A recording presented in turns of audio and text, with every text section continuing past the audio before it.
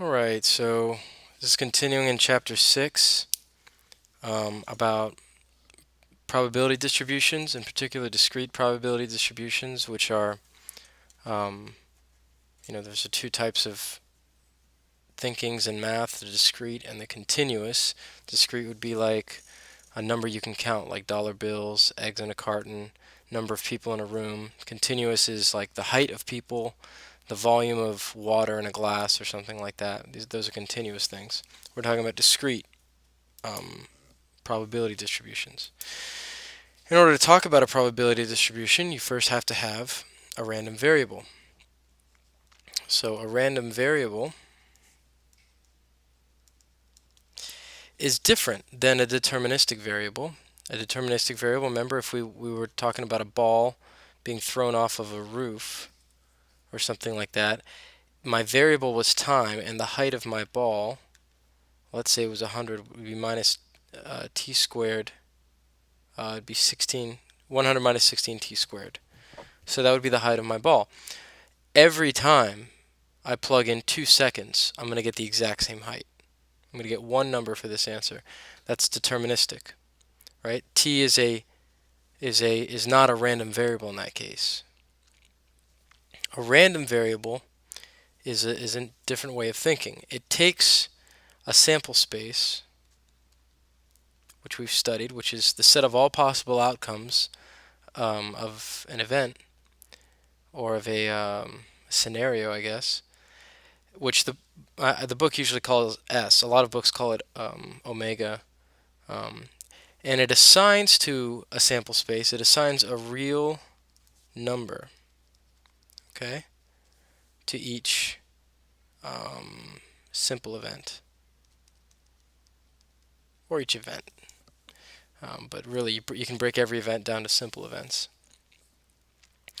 So you have your sample space, and this little diagram is something that math students like to use just to have an idea of where things are, and get some sort of bearings.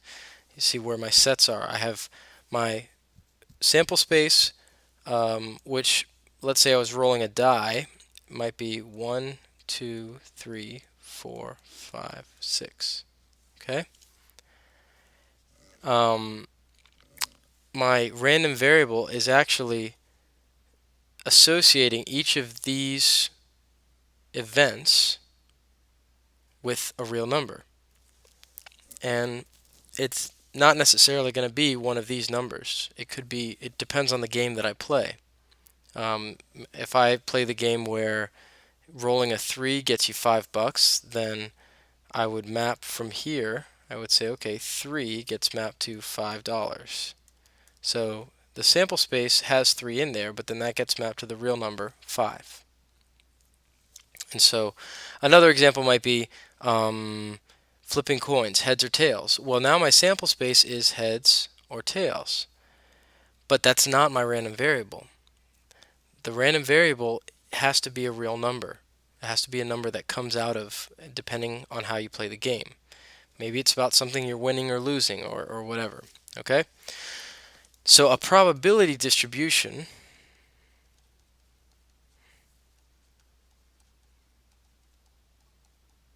will take that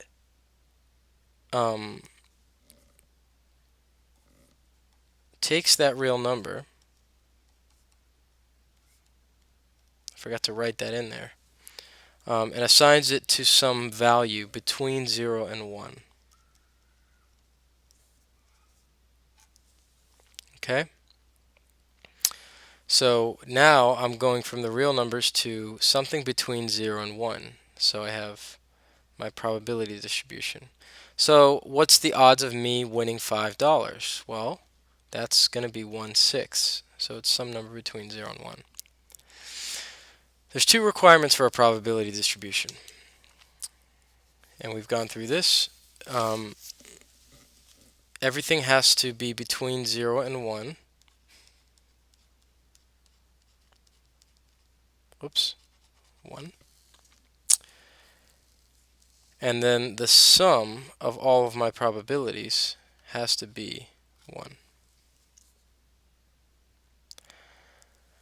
So the nice thing about having a probability distribution is that all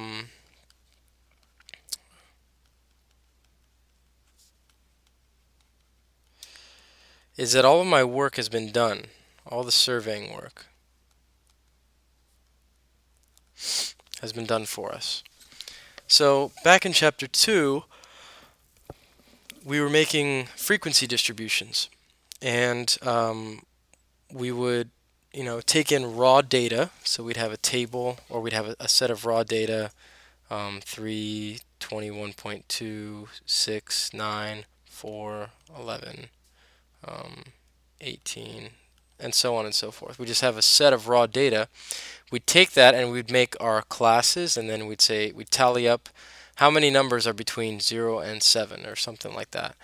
And then we would do the work for us. But now, using a different type of logic, or trying to follow certain rules, we realize that if whatever my scenario is, I'm following these rules of maybe being independent and having one of two possibilities or something like that, then I can know exactly what my frequency table is going to look like, because I have a probability distribution. So if I can follow certain ideas like independence and two possibilities, right? Let's say these are the scenario I'm talking about has these two qualities. Well, then I know I'm going to have a binomial distribution, which looks like this: n cx little p to the p to the x, q to the n minus x, right? This is a binomial, all right? And we kind of talked about this already a little bit. Well, let's say my scenario fulfills some other properties. It doesn't fulfill these. It doesn't fulfill independence, maybe, but maybe it fulfills other properties. And maybe it's a Poisson distribution, which looks like, I don't quite remember. I think it's e to the negative lamma over x factorial or something like that. I'm sorry, this is what I wrote right here. So maybe I satisfy some other properties, and I think you need independence in order to satisfy this one too. So that's the idea, is if I'm satisfying certain properties, and if I can paint my scenario out and think about it, I don't need to actually go through and do the tedious work of writing out my frequency table and tallying up everything. I have x, and then I have the frequency and all that. So, or I have my class. I'm sorry, my class, and then I have my frequency. I don't have to do that. I could think of it this way, and this is just a much better way to do it. So what I want to notice is that just because we are dealing with something that is random, it doesn't mean that we can't conclude anything about it. Okay? Random doesn't mean completely unpredictable. Random just means it's not deterministic. So you see, deterministic would be like 100% of the time, at 2 seconds, the ball's going to be right there. That's deterministic. I know 100% of the time where it's going to be. Random just means not that. It means maybe 99% of the time it'll be there, and 1% of the time it's something else. All of a sudden that became random, because you can't predict with 100% accuracy where it's going to be. But it doesn't mean I can't say anything about it. Okay? I can say something about my variable, about the likelihood of it. So we can figure out, now that we have a probability distribution, we can figure out the mean, which is equal to the sum of the probabilities times the x values. So this would look like maybe p of x1 times x1 plus p of x2 times x2, and so on and so forth. Okay? So you add up you multiply each of them, and then you add them all up. This is also known as the expected value. Okay? Also, we want to talk about the variance. So this looks like this: sigma squared x squared times p of x minus mu squared, where this is on the outside. All right. This is going to tell us how spread out our data is, right? So it's very similar to what we did in chapter 2, but the formulas are different since, again, now we have a probability distribution. We know what our data, how our data spreads out, I guess. Okay. So let's do example 6.6. Let's get used to computing the mean. So example 6.6 on page 217 says, if in a family with 2 children, find the mean of the number of children who will be girls. So the x represents the number of girls. Okay, that could be 0, could be 1, could be 2, because it's a family of 2 children. So I could have 0 girls, 1 girl, or 2 girls. 2 boys, 1 of each, or 2 girls. Well, if I were to count this out, if I were to write out my sample space, it would be boy boy, boy girl, girl boy, or girl girl, right? 2 boys, the oldest is a boy, the oldest is a girl, or 2 girls. So there's 4 possibilities. One of those has no girls. So 1 out of the 4 possibilities has no girls. 2 out of the 4 possibilities, or 1/2 of them, have 1 girl. And then 1 out of the 4 possibilities has 2 girls. So my mean is going to be the sum of my probabilities times my random variables, or the outputs of my random variable, which is going to be 0 times, this is my x. This is my x right here. 0 times a fourth plus 1 times 1/2 plus 2 times 1/4, right? So if I add all this up, I get 1.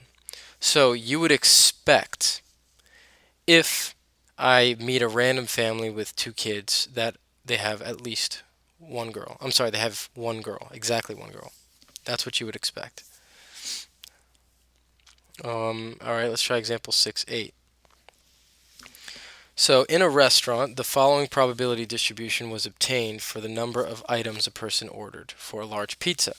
So they might have pepperoni, and then mushrooms, and bacon, and I don't know what else. But there's 4 possibilities, and this is the probability of getting 1, 2, 3, and 4 items, or no items. Okay. So if I were to pick a random person on any given day in that restaurant, about how many toppings would I expect them to get? Okay. The sum of x times p of x. So 0 times 1/8. So 0 times, 0 times 0.3. Whoops. 0 times 0.3 plus 1 times 0.4 plus 2 times 0.2 plus 3 times 0.06 plus 4 times 0.04. Alright? If I add all that up,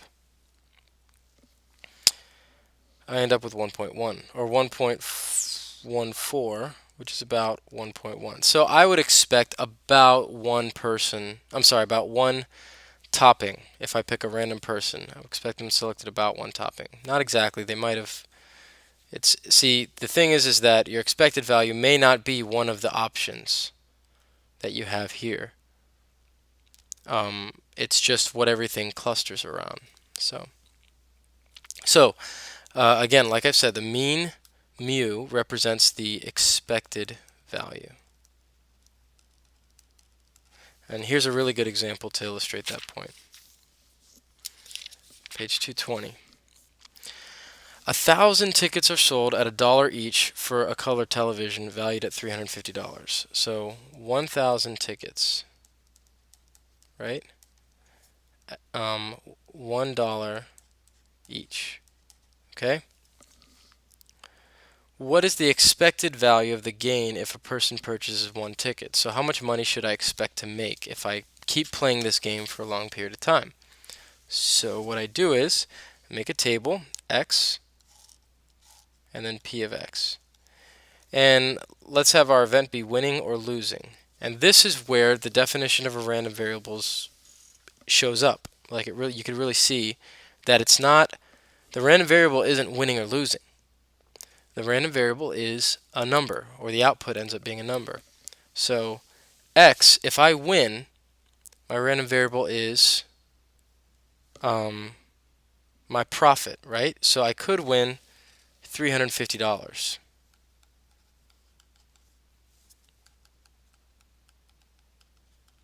Okay, I could possibly win $350. I would have paid $1 for a ticket, so I'd really walk away with $349.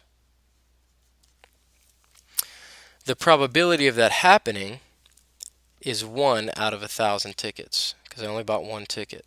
So 1 out of 1,000 tickets. If I lose $1. So negative $1. And there's 999 other tickets out there that won't help me win. So now I can say the mean, or the expected value, is the sum of the probabilities times x, which is going to be 1 over 1,000 times what I'd win, plus 999 over 1,000 times what I'd lose. Okay? Adding all this up, I'd get 349 minus 999 over 1,000, which is 650, negative 650 over 1,000, which turns out to be negative 65 cents. Okay? So, on average, if I were to play this game for a long time, many times, say 10,000 times, I would expect to walk away from that game with having lost 65 cents. So, it's really not worth it to play the game. It doesn't mean you're going to lose a lot of money, you're just going to waste a lot of time. Okay? So I'm going to leave example 614 up to you. It's the same idea. So it's in the book on page 221. Ironically, you might learn that gambling is not worth the risk.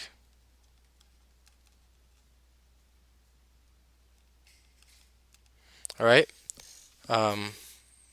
At the bottom of the page I have that. Gambling is not worth the risk.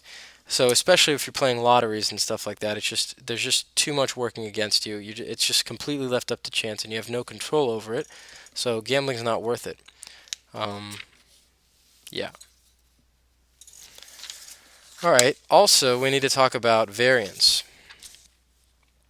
So the variance of a probability distribution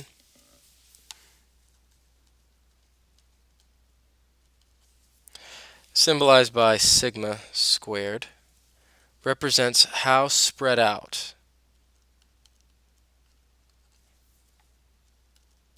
or how varied the data is. Okay? So we want to have an understanding of where does the data center around and how spread apart is it. So we'll do example 610. 5 balls numbered 0, 2, 4, 6, and 8 are placed in a bag. After the balls are mixed, one is selected, the number is noted, and then it's replaced. If this experiment is repeated many times, find the variance and the standard deviation. So the standard deviation is just going to be the square root of the variance. It looks like you're taking a bag. Well, it's a terrible bag. And I put 5 balls in there, okay? And I randomly take one out of the bag and then I put it back. And the balls are labeled 0, 2, 4, 6, and 8. So what's the probability of getting a 0? 1 out of 5. A 2? 1 out of 5. 1 out of 5. 1 out of 5 for all of them. So again, the formula for variance is going to be the sum of my random variable squared times p of x minus the mean squared. And then my mean is going to be the sum of my p of x times my random variable. So I need the mean in order to do some work, so we'll just find that real quick. That'll be 0 times 1/5 plus 2 times 1/5 plus 4 times 1/5 plus 6 times 1/5 plus 8 times 1/5. All right, all that turns out to be 4.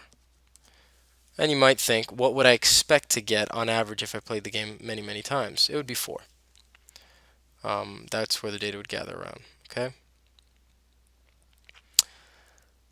Sigma squared.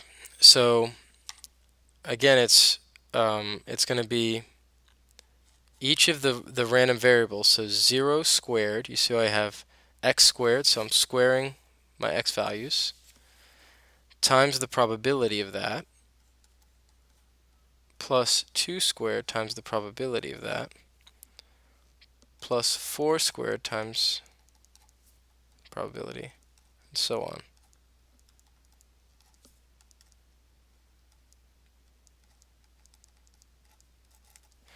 All right, minus the mean squared, you see? So that's minus 4 squared.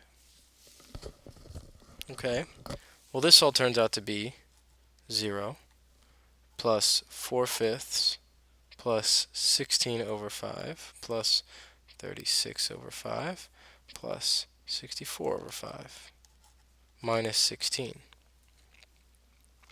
Well, 4 plus 16 is 20. 36 plus 64 is 120. So this is, I'm sorry, is 100 plus 20 is 120 over 5 minus 16. Well, 120 over 5 is 24. Minus 16 is 8. So that's my variance, right? Remember, this is sigma squared. My standard deviation is the square root of 8. Okay?